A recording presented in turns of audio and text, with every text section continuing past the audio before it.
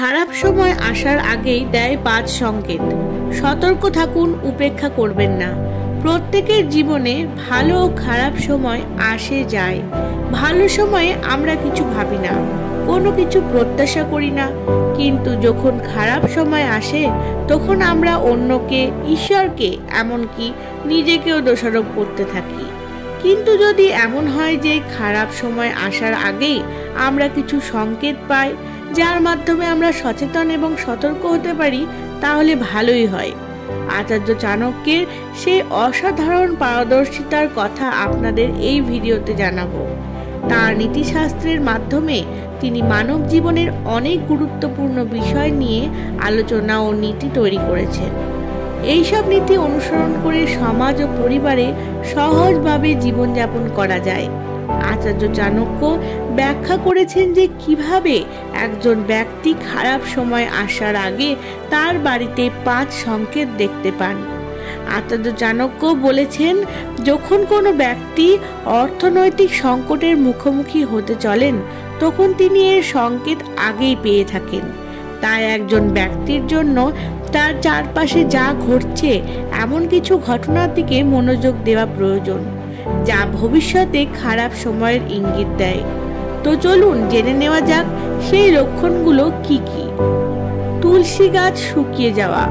তুলসী গাছকে পুজোর উপযোগী মনে করা হয়। বাড়িতে এটি লাগালে সুখ শান্তি আসে। অন্যদিকে যদি এই গাছটি শুকিয়ে যায়, তবে আচার্য চাণক্য বলেছেন, তুলসী গাছটি যদি অনেক যত্নের পরেও শুকিয়ে যায়, তবে এটি ভবিষ্যতের অর্থনৈতিক সংকটের লক্ষণ হতে পারে। কাজেই সাবধান। বাড়িতে ঝামেলা। যদি হঠাৎ করে আপনার বাড়িতে উত্তেজনা বেড়ে যায় এবং কোনো কারণ ছাড়াই ছোটখাটো বিষয়ে ঝগড়া শুরু হয়, তাহলে এটি আসন্ন আর্থিক সংকটের ইঙ্গিত দেয়। তবে গৃহে অশান্তি বাস্তুদোষ এবং গ্রহের ত্রুটির কারণে ঘটে বলেও অনেকে মানে, আবার অনেকে নয়।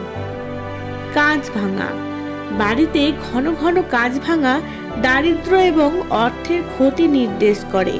তাই আপনার চারপাশের এই জিনিসের যত্ন নিন এবং সতর্ক থাকুন। বাড়িতে পুজো না হওয়া। বাড়িতে পুজো না হলে বা ভালো না লাগলে সুখ সমৃদ্ধির অভাব দেখা দেয়।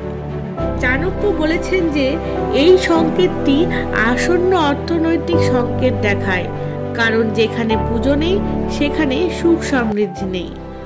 বড়দের অসম্মান করা। বাড়ির বড়দের সবসময় সম্মান করা উচিত, কারণ প্রবীণরা আমাদের আশীর্বাদ করেন এবং যদি তাদের সম্মান না করা হয় বা অপমানিত করা হয়, তবে তারা দুঃখিত হবেন এবং যারা বড়দের সঙ্গে এমন আচরণ করে তারা জীবনে কখনো সুখী থাকে না। এটা অর্থনৈতিক সংকটের লক্ষণ। সর্বোপরি বলি, এগুলো সবই কল্পনার অঙ্গ।